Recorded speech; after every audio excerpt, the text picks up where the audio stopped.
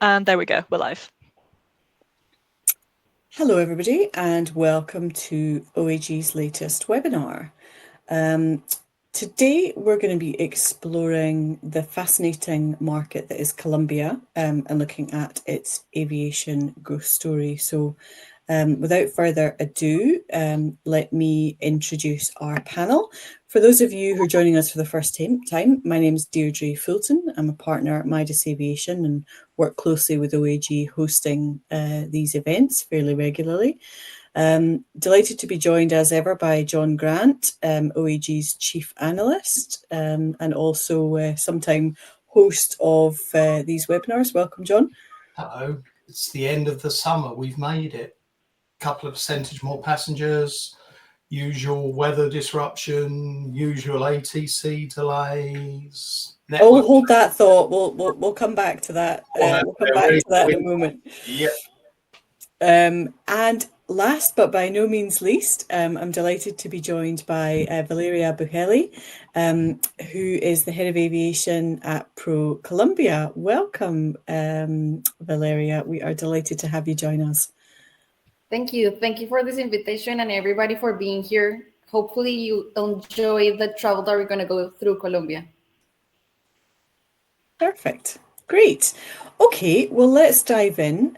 For those of you who have been on one of our webinars before, you'll know that we like to do a deep dive into a topic, but we also do a little bit of a roundup of what's happening in the industry in capacity terms usually. So nothing different today. We'll be doing a bit of that as well. And as John says, we're just sort of in the transition between the end of the summer season and the start of the winter season. So we're looking a bit at that as well. On Colombia specifically, we're going to look at what's been behind the rapid growth of air service in Colombia, who's traveling and from and to where, and how airlines have sort of changed their positions and grown over recent times in Colombia. You can ask us questions as you go. Please just use the chat function or the questions box to do that. And hopefully those of you listening in will see that it's an easy way to just put your questions to the panel. Everybody will also get a copy of the recording and the slide deck later today as well. So, right, let's dive in then. So, as I mentioned, we take a look at global capacity, and what we're showing here on this is the last couple of years. So 2025 in the yellow line, 2024 in the grey line. So you can see we're tracking in 2025 about 3% ahead of last year. Dotted lines signify what's in the schedule for the rest of this year. And then 2019 is the black line at the bottom. I guess just a kind of stark reminder of where we were before. The green dotted line is where capacity would have been if growth had continued in line with how it had been happening pre-2019. So 3% growth year on year typically. So that's always a sort of interesting reminder. And John, we've been pretty steady, haven't we? 2.9, 3%, 3.1% through this year. Yeah, we have. But, it's always fascinating when you dig deeper into the data and you see the numbers by either region, country or airline. And looking at November this year versus last year, capacity is up by about 4%. So that's stronger than it has been. And there are some interesting regional variations. And compared to 2019, we're up by about 5.7%. But Africa has done really well compared to last November. And I wonder if that is part of the seasonal adjustment you see and, more leisure travel, particularly to South Africa as we go to the winter season, and also North Africa and Morocco, which has just been a phenomenal success in the last 5 years. And North Africa is, in terms of capacity, up 47% versus November 2019, which is a really impressive set of results. And the only region that beats that in terms of growth is, only a quarter of the size of North Africa, and it's Central Asia, where you've got the Stans, which are nearly 2/3 up in terms of capacity, and everyone's launching services to Kazakhstan, Uzbekistan, services from India, services from China, Hong Kong, growth from Turkey and places like that. So I think it's really interesting. The one that is still behind 2019 levels is Southeast Asia, and there are some pretty serious issues in Indonesia with the Indonesian market at the moment and its recovery. So I think that's languishing, and it's going to stay like that for quite some time. But I think generally it looks a lot better than it did perhaps 5 or 6 months ago. There's a bit more growth in the market. We seem to, despite all the gloom about the economic challenges around the world and the geopolitical events, doesn't seem to be disrupting demand too much in most of the countries. And some of them are doing really well. I mean, Malaysia's up 16% as AirAsia recovers and rebuilds its network.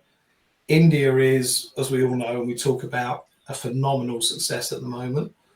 And even China is showing signs of a slight recovery on previous years. So I think if you look at the winter, if oil prices hold where they are, I think it could be a reasonably soft winter for most of the airlines. And that's not a bad place to be going into the start of what is the difficult, typically a more difficult season, isn't it? In terms of demand, certainly in some. It is. I mean, maybe it's a bit preemptive to say that it's going to be okay when two airlines have gone out of business, and one is in the middle of a radical reset. We've lost play in the European market. When will people realise that there is no sustainable connecting market via Keflavik? It's been tried, tested, and failed on about 3 or 4 occasions now. The only people who can make it work are Iceland Air. And then Brathens has collapsed. And of course, we've got Spirit, who are in Chapter 22. Again, Chapter 11, second time round in a year. But this is a much more dramatic and, the results of this restructure by Spirit, returning hundreds of aircraft, furloughing pilots that will find somewhere else to work and will not go back and work for Spirit in the long run, taking 1%, just over 1% of domestic capacity out of the market.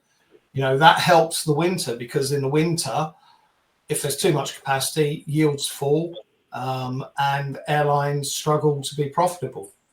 That 1% out could make a big difference to the legacy airlines like American, Delta and United, who will benefit.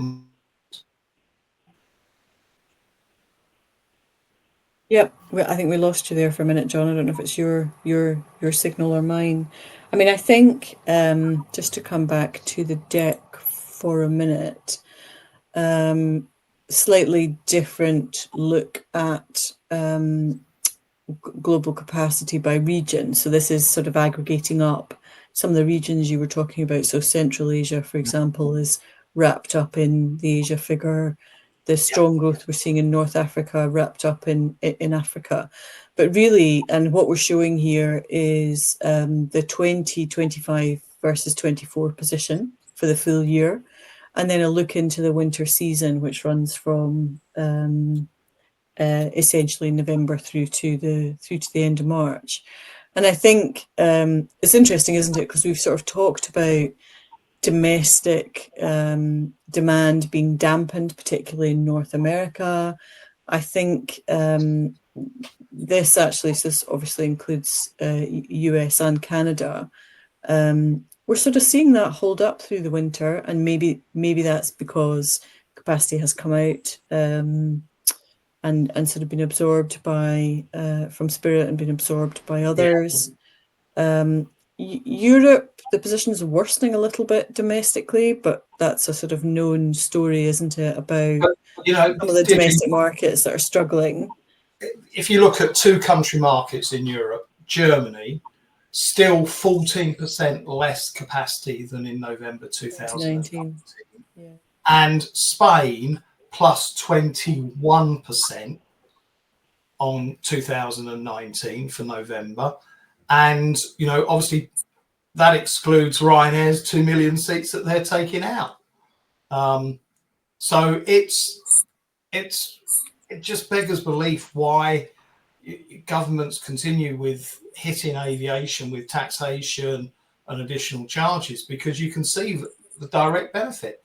And even Lufthansa are saying they're going to cut 100 domestic flights a day next summer if this continues, because it's unsustainable. It's completely unsustainable, and people will lose jobs.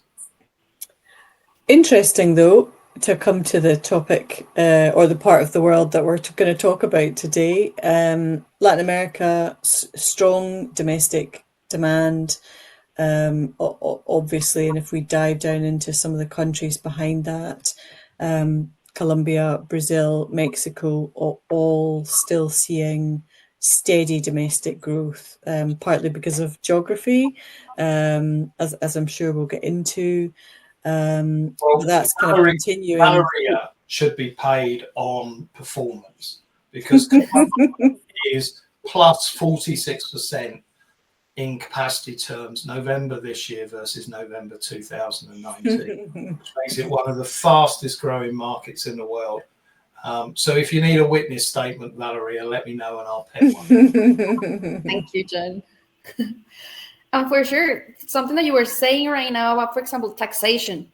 We can talk about a story of a country if we don't start in this new era about COVID, what happened in COVID. And our recovery from that, and we're going to see that later on in some slides, was the taxation incentive that we had, because the tax for the tickets were reduced from 19 to 5% during COVID, from like late 2020 until December 2022. So that boosted as well the demand that we had for airlines and passengers, and helped us recover from the pandemic that it was super hard for us. In fact, right now IATA is super vocal with the government of Colombia, trying to reduce again those taxes, because we know how sensitive this industry is for any tax that we get into an air ticket. Yeah. And I think there are, it's interesting, there is a trend, I think, to increasing taxation globally. And some of that is about sustainability, but some of it is about, and I mean that in the context of changing behavior away from air when there are real alternatives, although that's not a viable alternative for people traveling around within Colombia. And within many countries in Latin America, but I think that kind of tension is only going to continue, particularly in a world where the costs of operating to airports are also high, and we're certainly seeing in Europe that tension spill out into disagreements between carriers and airports, around the cost of operating. Taxation just adds an extra burden onto the passenger ultimately, because this is a pass through, isn't it, to passengers. I think let's come back to the deck, and on that previous slide we were just showing you domestic and international for this year, obviously, and then the winter season. In this one we're just kind of looking at a bit of context for Colombia, really. So 23rd largest country market in capacity terms for this month. So that's just a snapshot look at where Colombia sort of ranks versus other countries, and obviously within the continent, Brazil ahead, much larger population, and similarly Mexico a little bit higher, but also bigger population. We've seen consistently, when we look across the biggest countries in Latin America, we've seen kind of consistently strong growth from Colombia, second only to Panama. CAGR of just below 6%, which it is up there with, if we look at sort of regional global growth perspectives, that's a really, globally, I think passengers are probably growing at 4%, just under 4%. That's the level of growth that will lead to a doubling of the market size in 15 years. And Valeria, here's your second point to put on this application for a pay increase. Panama is predominantly connecting capacity and connecting traffic. So whereas Colombia is essentially all about local O&D traffic, yes, there is a hub in Bogota and there is some connecting traffic through that. It's nowhere near as large as the Panama hub, or the proportion of passengers is not as high as what you see going through Panama. So it's having that growth rate is having a much higher economic impact on Colombia than perhaps on Panama. Yes, it creates jobs for local people, they spend in the shops, etc. But bringing business and tourism to Bogota and the other major cities of Colombia, nearly 6% growth year on year over a long time period. And that time period includes the pandemic as well, doesn't it, Deirdre? Yes, yeah, it does. Yeah, so it's strong. We just wanted to look back at the last quarter of a century, but because then there's a fairly dramatic change across all of these markets. But if we look at it at sort of 10-year an interval or 15-year intervals, similarly strong rates. So yeah, I guess that sort of, and that echoes what you said, Valeria, about that there was a sort of a proactive approach to managing growth, wasn't there, during the pandemic, which was counter to what some countries saw and how they behaved. So yeah, interesting. And that's about, I think we saw lots of different behaviour, didn't we, in the pandemic, in terms of how governments behaved. But I guess it, if everything is shut down for an extended period of time, then those countries are on the back foot in terms of recovery. And I think that's why we're still seeing challenges in Southeast Asia, China in particular.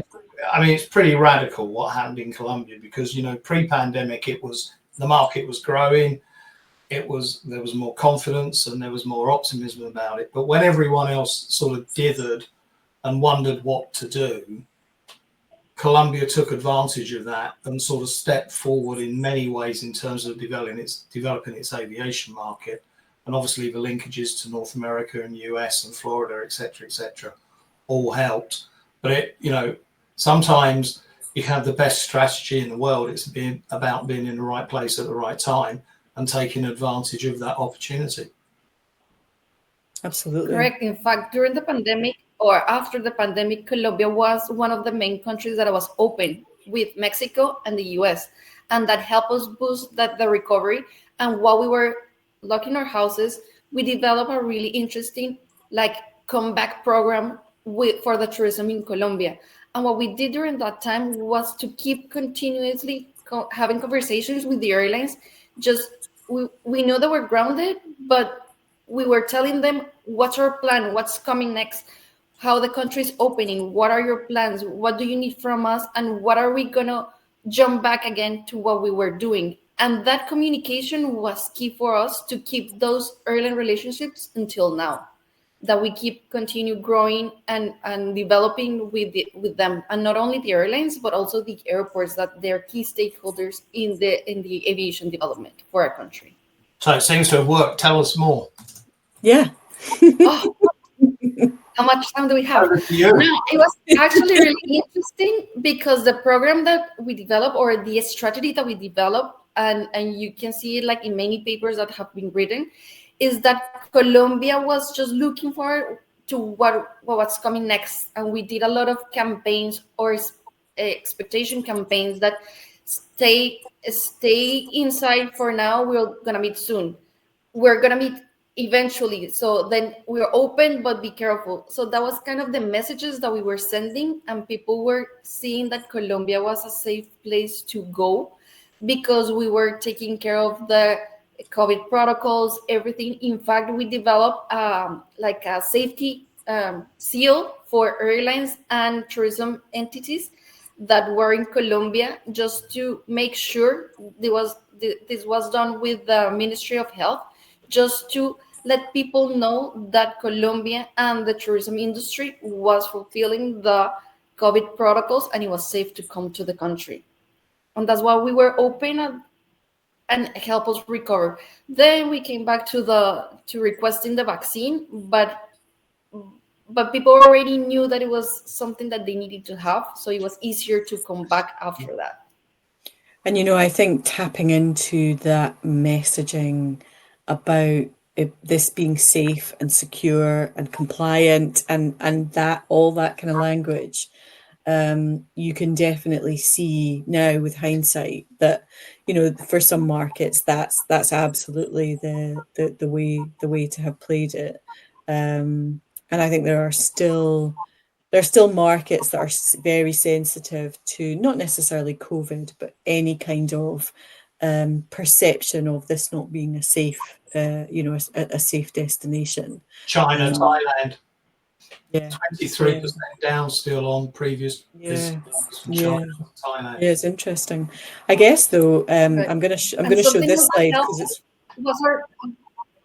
No, carry on. I was just gonna say something that it was about our geography that also helped us, because even though we have really big cities, and I'm gonna show you later on that Bogota, Cartagena, and Medellin are the top destinations, we do have some other destinations that are open air, so you can just breathe and you didn't have to be concerned about having somebody super next to you, and that help us like have this space to breathe, easier for travelers to feel safe there.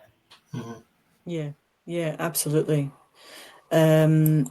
So with that in mind, we're going to just look at some of your slides around that.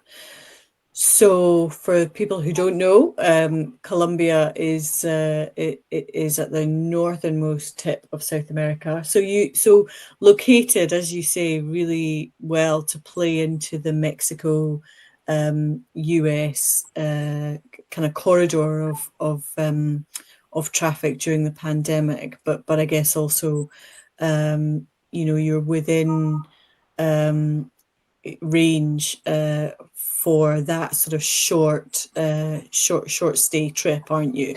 As well as the work that you've been doing to kind of connect onto to longer haul destinations. Correct, and sometimes it's really important to, for example, with the U.S. market, to let them know that we're closer than they think, because they have Mexico super close, but sometimes it's closer to fly from the U.S. to Colombia than from the U.S. to Mexico, and that's something that we've been trying also with the tourism team here in the U.S., just to keep working on increasing that awareness of the country, because for example, the U.S. is 50 countries all in one, so it's hard to get the people from California to think it's something like the people in Texas or in Colorado or in Florida, that they're completely different, and that we need to work that.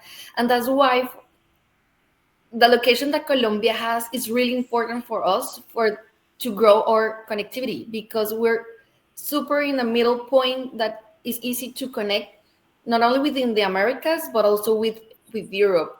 And in fact, with the Middle East, because we already have Emirates, even though they fly out of Miami, connecting Dubai, Miami, Bogota, we do have the service from the Middle East as well.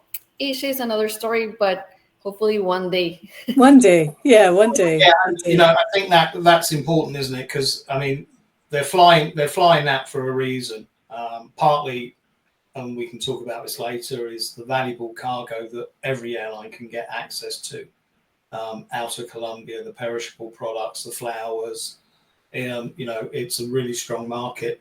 But they're flying that at the moment indirectly with a plan at some point to fly directly on a non-stop service.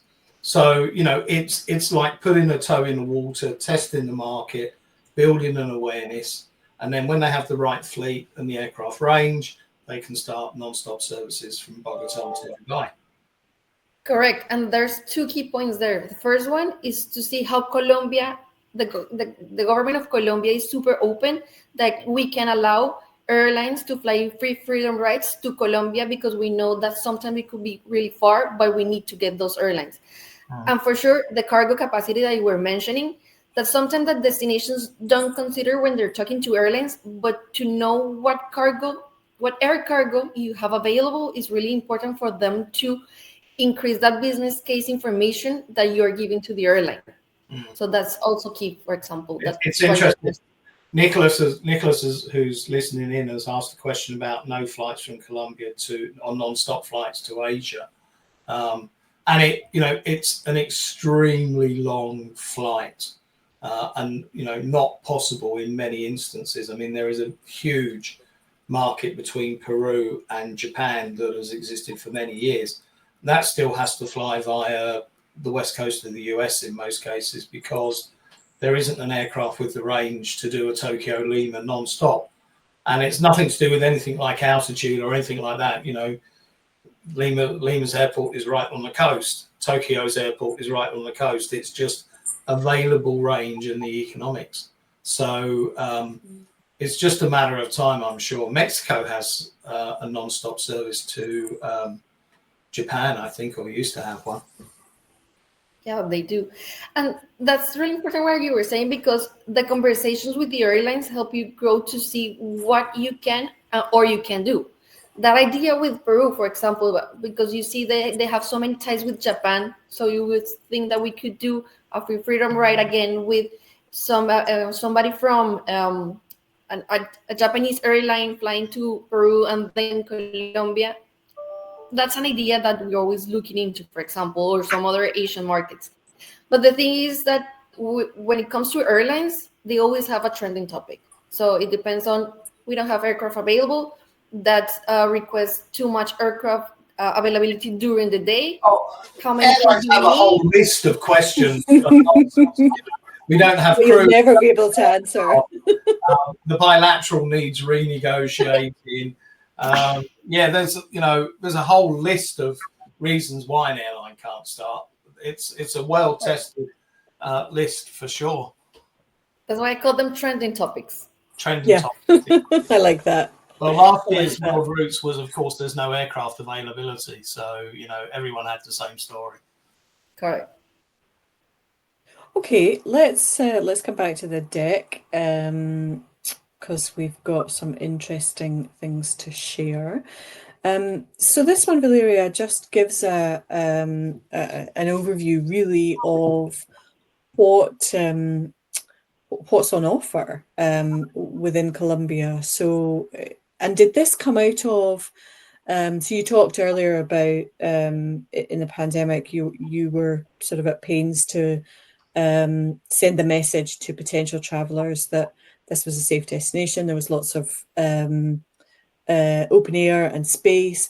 Did this come out of that, or is this a more recent sort of evolution of the product and the offering? Because I have to say, I have to confess, I have never been to Colombia, but it wasn't, for me, I wasn't thinking that there were so many different types of things to do, things to see. So it's always interesting to see how a country's trying to pursue different types of leisure traveller. Correct. In fact, this project was out of the pandemic, and what we did, it was really interesting because the whole tourism holders worked together to develop this strategy that we call the tourism regions of Colombia.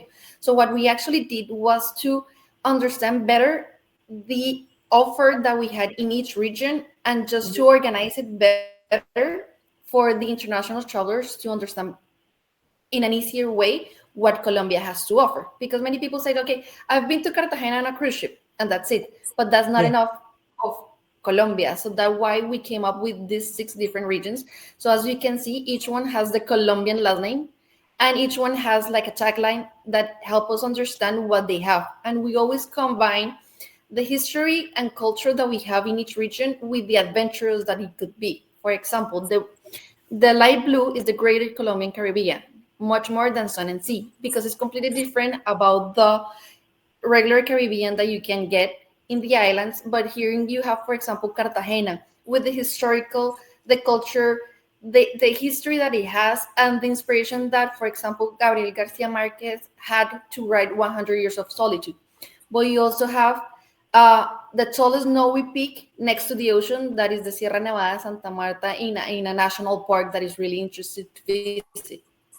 You have the dark blue is the Colombian Pacific flavors of forest and sea, because there, for example, you have Cali, one of the top destinations in Colombia, that is super vibrant with the salsa, the gastronomy, the music that we have there, and it's combined with the Pacific coast that we have there, that where you can see whale watching and the turtles nesting in the second semester of the year. Then you have the dark pink, that is the Western Colombian Andes, mountains of coffee and flowers. There where you have, for example, Medellin, such a vibrant city that is well known for the flower festival in August. But you can combine it with the coffee region that we have there and that you can visit. And for example, you can visit the Cocora Valley, where the wax palm trees are located. That is the Colombian national tree. You have also the light pink, that is the Eastern Colombian Andes, legendary moors and valleys. That's where the history of the colonization in Colombia just entered. And then you go from, for example, Bucaramanga, that is super trendy with the adventure sport that you can do there. And then you go back to Bogota, this capital city, super big, with the museums, with the history, with all the rush for the offices, the people. And then you go down to the yellow, the Colombian Massive ancestral origins, because there we have many of the ancient history of Colombia. Colombia is within the 3 mountain ranges, and then you have all the volcanic activity that we have more in Colombia, and you can see the history that we have there. And finally, but not least, almost 40% of the Colombian territory is the green part that you can see as the Colombian Amazon and Orinoco, sacred rainforests and plains. So not many people know that Colombia has an Amazon part as well. And this is really interesting because it's a more adventurous destination that you can visit. Not many people know, for example, that you can do a safari in Colombia, seeing the different animals that we have. For sure, you're not going to see the big five that you see in Africa, but you're going to be able to see some different animals that we have here. Visit the Mavecure Hills that are open now for visit, and is a breathtaking wonder of nature that is really interested to visit.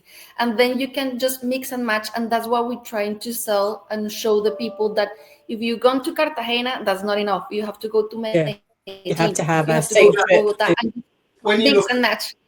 When you look at this, it's pretty impressive, because it's not all about Bogota, is it? Because I was looking at Cartagena, which is, an airport that I've worked on in the past, and how that's developed in the last 15, maybe even 20 years. I mean, 20 years ago, would Cartagena have expected to have charter flights from Warsaw and Katowice in Poland? Or from, maybe Milan and Zurich would be a bit more obvious. But to have a regular scheduled service with Amsterdam as well, it's done a fantastic job of putting itself on the European map as a destination, as well as a cruise point. It's amazing how well it's grown just in the last decade. Correct. And Cartagena has something really interesting, and is the Air Service Development Committee. Yeah. Even though many cities in Colombia have it, Cartagena is like the most known that we have, because we've been able to manage to include not only the airport and ProColombia as the whole tourism board, but we have the local tourism board, the hotel association included there, and we always work for the same objective.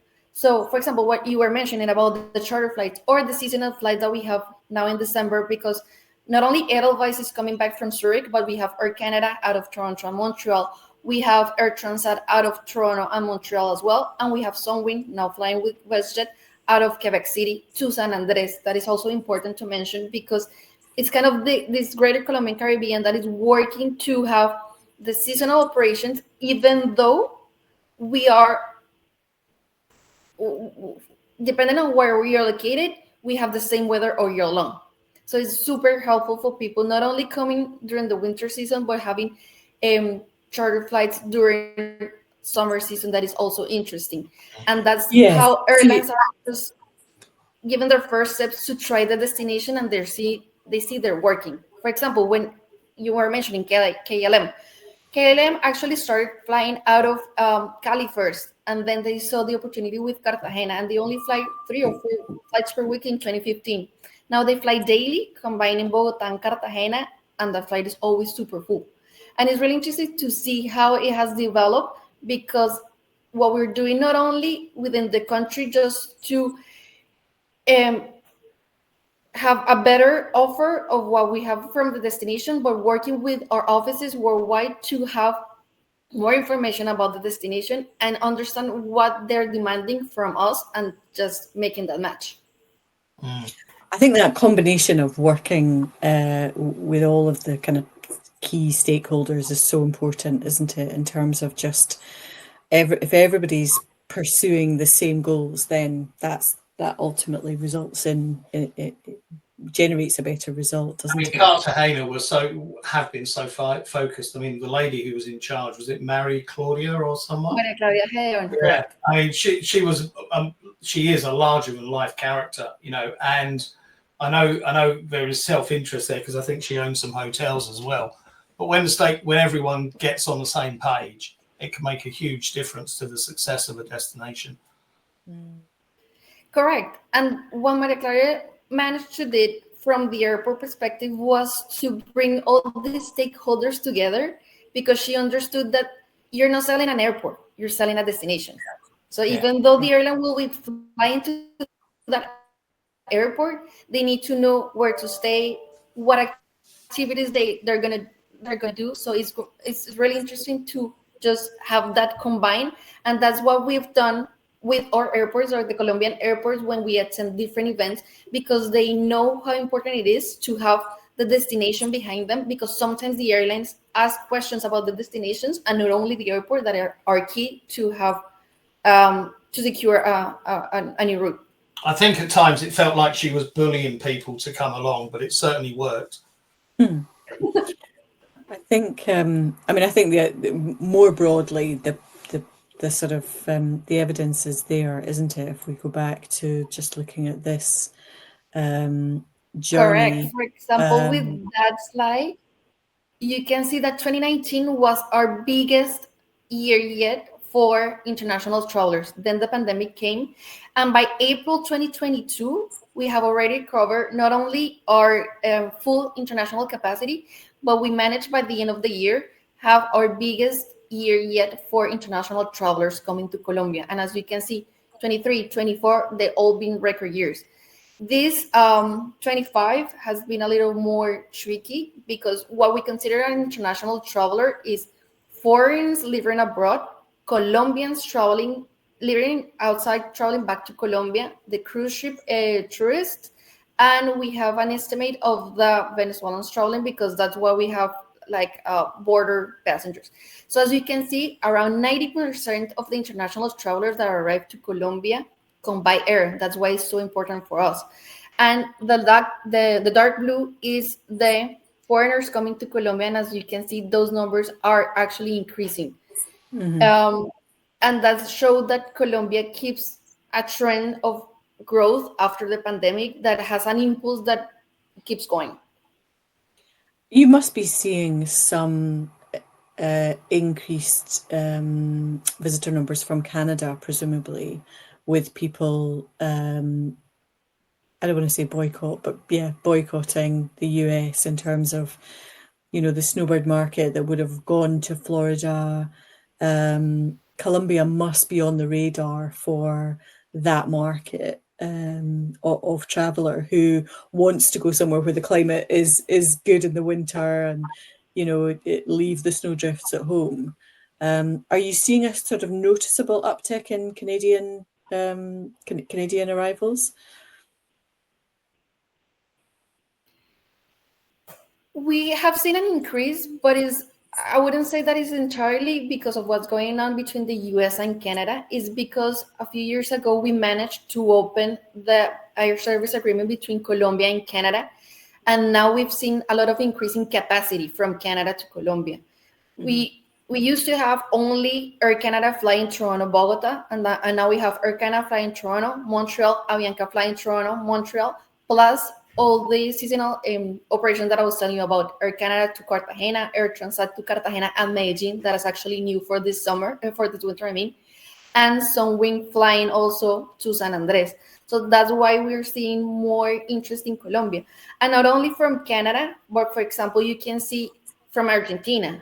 Argentina also opened its air service agreement recently with Colombia and with so many other countries. And we've seen an increasing capacity and demand from that market that has helped us boost the air connectivity, the worldwide air connectivity that we have to Colombia. But is this all inbound, or are you actually seeing more outbound travel? Colombians visiting Europe in the summer, for example, more frequent travel to North America or within South America. Is there more outbound demand occurring?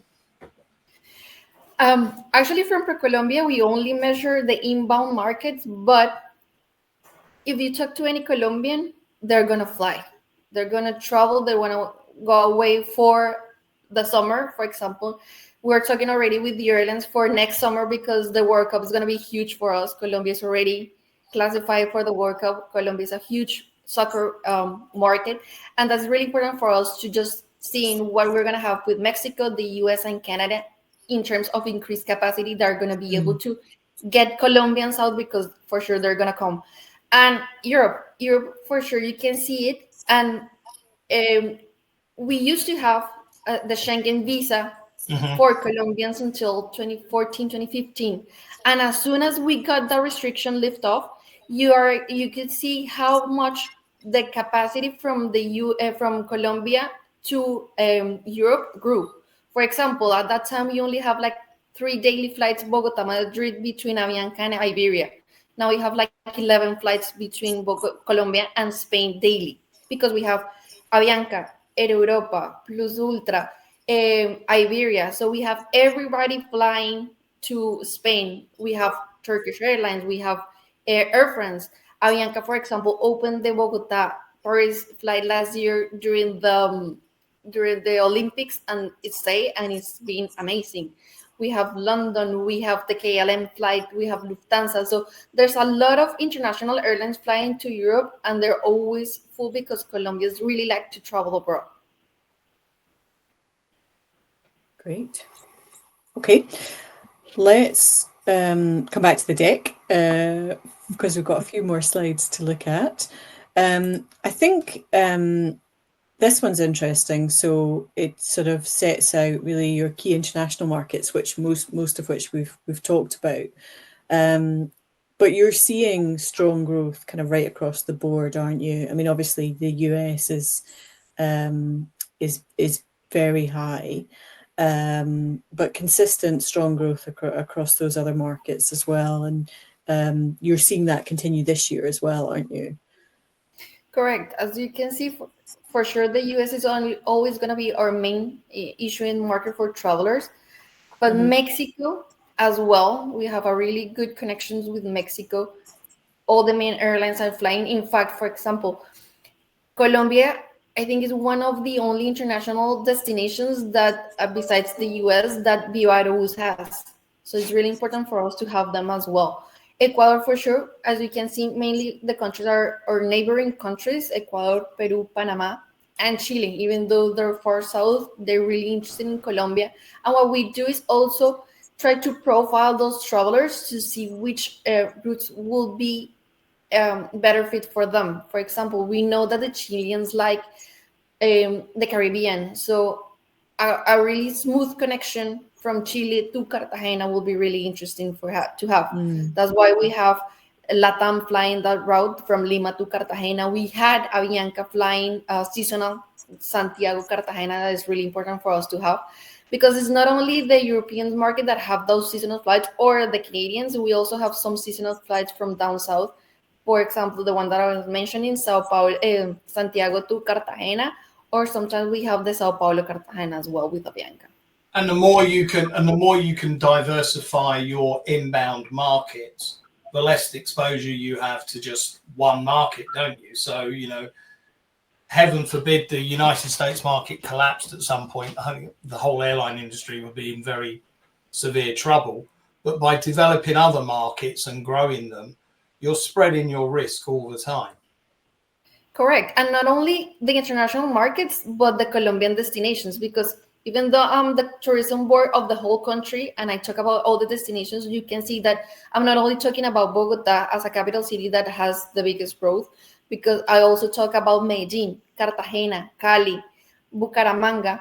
Bogota, Medellin, and Cartagena for sure are the top 3 destinations that we have. But all the main international airports in Colombia have seen new routes in the past years, because that was what we're looking for with the airlines, is just try to diversify and help those international travelers to visit different destinations.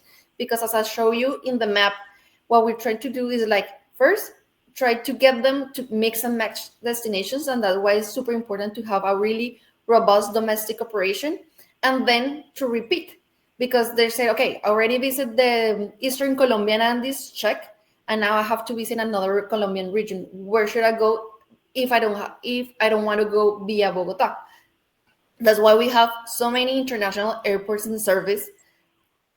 Copa, you were mentioning Copa and how we work Colombia, Panama, and the structure is kind of different, but Copa helps us connect those international travelers directly to one of those international destinations that they serve, because they fly to Bogota, Medellin, Cali, Cartagena, Barranquilla, San Andrés, Bucaramanga, Pereira, Cucuta, Santa Marta.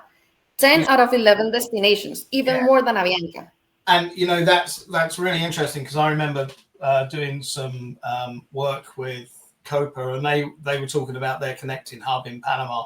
One of the things they were saying was, don't tell us about how big the market is in Bogota or how big it is in Lima. We know how big that is. We know how competitive that is.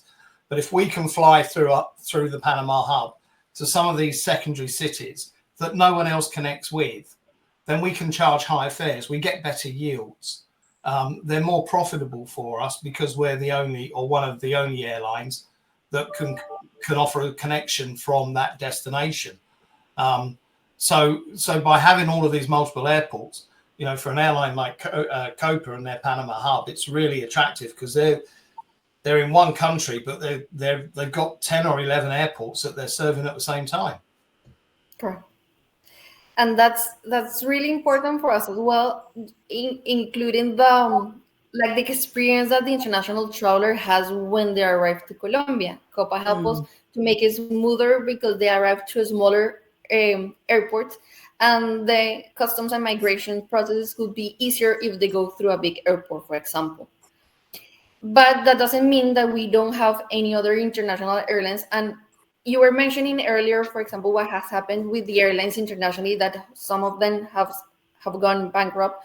And we did experience that as well in Colombia. That was 2023 with losing Viva and losing Ultra Air. Even though Ultra only operated domestically, Viva had domestic and international operations. And that was a big empty market that was unattended. And that's why you can see that Colombia's domestic market had a rough patch in that time, and it's also recovering at this moment. And that's when JetSmart saw an opportunity and entered the Colombian domestic market.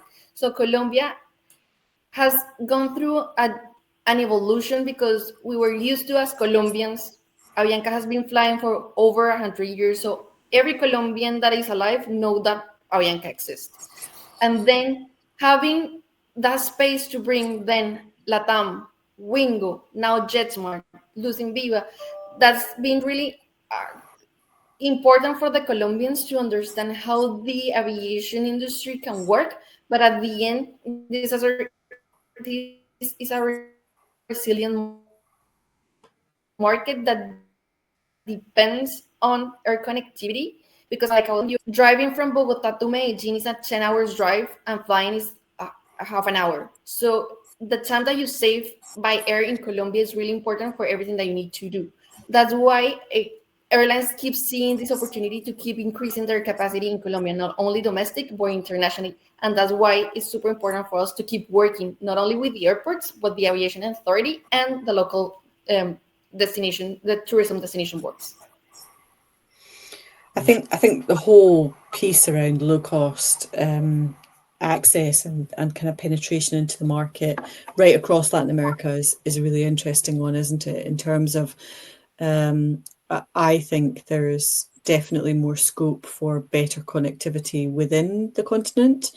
And it would be interesting to know where you see the potential growth markets as being versus, Europe, other parts of the world, versus Latin America.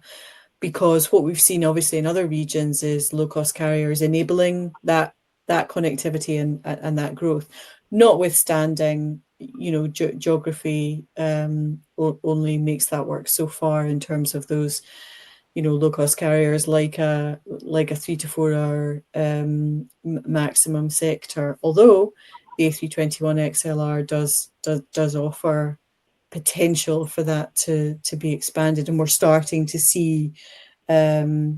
Aircraft's only been in service, hasn't it? It has to be done for a few months. If you think about continents like Africa, where you would think low-cost airlines would be the solution to all of the problems of travel within Africa. The reality is, when you get too much low-cost competition, if the market becomes very competitive, and the market perhaps doesn't get as stimulated as you want it to be. So you end up with airlines offering very attractive fares. And then when they actually pay out the taxes, the airport fees and charges, and all of those other pieces of their operating cost, they're left with very little revenue themselves. And that's the danger, I think, you see in Latin America. I know the Latin American Airline Association and IATA are, particularly vociferous about this, and the levels of taxation they have to pay. And what that means for quite a lot of the local communities is that air travel is still a bit more of a luxury product than it is actually a necessity of life. And as Valeria says, it's a 10-hour bus ride from Medellin to Bogota, but there are still buses in the bus stations going every 15, 20 minutes full of people, because that's the only way they can afford to get there. Interesting. Correct. And that's key in Colombia in terms of prices. And that's what I was mentioning, why Ayala has been so vocal with the government just to bring down again the taxes from 19 to 5% and have everything reduced, because the air traveler is really sensitive to every additional dollar that you get into the air ticket, because it makes it super expensive. And that's why we know as passengers that what we're looking for in an airline. And we've seen like an evolution of what the passenger is looking for, because at the end, low-cost carriers were amazing. You were traveling super cheap and you were getting from point A to B. And then you say, okay, I'm flying 3.5 hours. I'm 6 feet tall in a tiny seat, and I'm not getting like a glass of water. That's not enough. I want to see my unlimited money reflected in some kind of service. And that's why something that we don't do with airlines is we don't share risk when they try to pitch us a new route.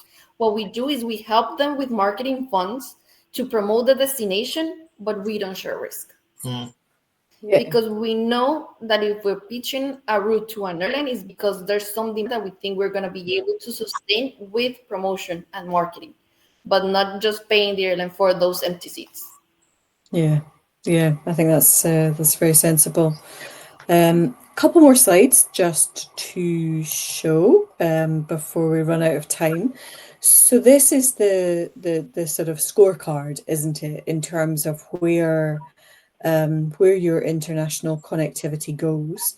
And I looked back to 2000 in the capacity data, and it looked like in 2000 you had 16 international country markets served, so considerable increase over that last 25 years to where you are now. Although I guess this sort of highlights the opportunity as well, doesn't it? In terms of where you'd like to see the extra dots on the maps.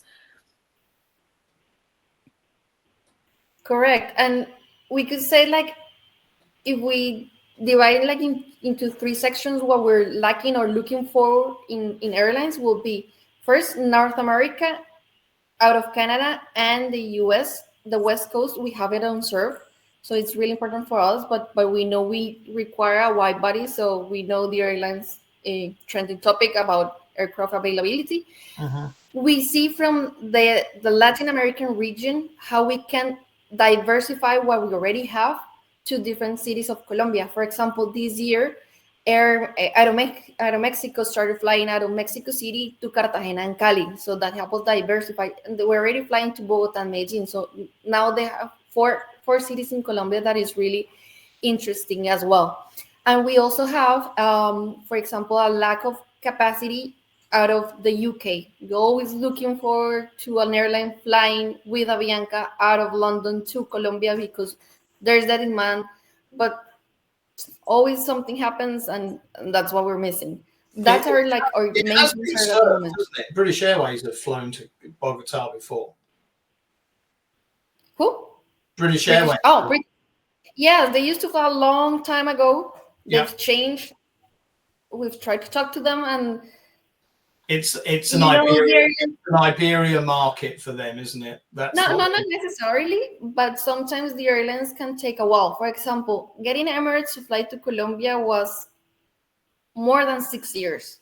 Just talking to them every year, seeing what they needed, amending the air service agreement, talking to the airport, seeing if we weren't going through a direct flight, where we were going through. So everything because we started talking to them before the pandemic. And after the pandemic, one of the main issues is they had not enough crew. Then they got the crew, but they needed to go into trainings. And that's what happened. And there's always something until everything aligns. There's something on that list. Correct. Okay, we've got a couple of minutes left. I think maybe this is a good one to sort of wrap up with. You've obviously referenced Emirates and the journey that it took to get to that point, but I guess this brings colour, doesn't it, to the visitor arrival stats that we saw previously, and just in terms of how how routes have evolved and how you've managed to, as we've sort of said, diversify the risk of being reliant on a particular region or a particular source country market. Correct. For example, the 7 routes in 2020, 5 of them were post the pandemic. 2 of them were like in January, and the rest were new routes that we started after September when we reopened our skies. 2021 and 2022, as you can see with the airlines flying, it was mainly US and Mexican markets opening new routes and new airlines flying. And we got Viva Aerobus, Volaris, Arajet flying out of the Dominican Republic when they started flying. We were one of the first destinations that they had. in 2023, we had Edelweiss finally flying from Zurich to Colombia and open a new country for us. And then we got in 2024 Gol, Emirates, and World to Fly. And this year the trend is not going down. 20 new routes, including some new destinations for Colombia that we didn't have before, such as Tampa here in the US, or Cordoba in Argentina is really important for us just to keep diversifying. So as you can see, 20 new routes, 10 airlines, 10 countries, 17 cities, 4 destinations in Colombia. So it's not only everything coming through our main capital, but all the main cities in Colombia are getting new routes as well. Wow, impressive. That feels like a good place to wrap it up. I'm not sure we can we can follow that. I think it just kind of demonstrates, doesn't it, the power that having a focused approach, and just keeping the fact that it took you 6 years to get to that Emirates service, I guess makes it clear that this is a long game, isn't it? You know, and ultimately you have to just keep pushing, keep reminding everybody about your message, and then ultimately, and ultimately, if the stars align, then fantastic. You see the benefit of all of that hard work. Thank you so much, Valeria, for joining us. Maybe we need to negotiate some sort of commission for if there's an upsurge in arrivals following our showcasing of Colombia. I know for sure I'll be adding it to my wish list of places to visit. But it's been an absolute pleasure to hear more from you today about the market and how it's grown. Thank you for joining us.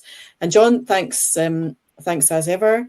And we'll be back probably 3 or 4, no, maybe a month from now to talk to you about what we think about 2025 and what might be coming in 2026. So if you want to capture any more of OAG's insights, please sign up to the blogs. You can do that on the link here. And if you get any queries about anything you've heard today or anything specific for OAG, then please do get in touch. These details will come out in the presentation when it gets circulated. But thanks all for joining us, and hopefully it's been a interesting and insightful conversation. Thanks everyone. Thank you. Thank you, Deirdre.